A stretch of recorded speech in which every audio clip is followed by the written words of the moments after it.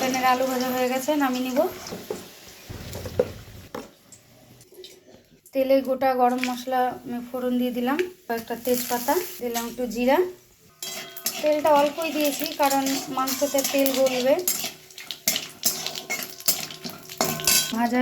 ভাজবো, পেঁয়াজগুলো দিয়ে দিব, টমেটো আর পেঁয়াজ সবই দিয়ে দিলাম ফোড়নে।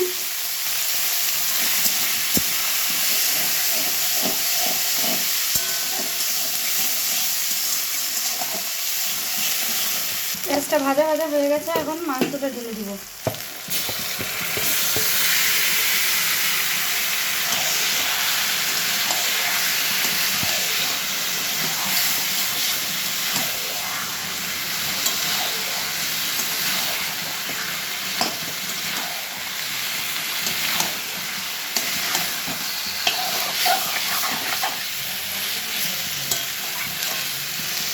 একটু দিয়েছি লঙ্কার গুঁড়ি আর দিয়েছি একটুখানি মিট মশলা দিয়ে ভালো করে নাড়িয়ে নিব।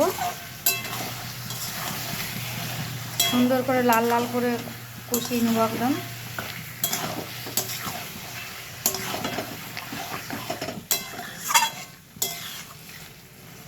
এখানে আমি পোলাওর জন্য কাজু বাদাম, কিশমিশ, আদা আর তেজপাতা, গোটা গরম মশলা আর একটা নিয়েছি জায়ফল।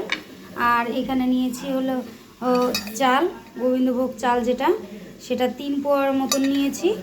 আর এখানে নিয়েছি ঘি, যেটুকু লাগবে দিব।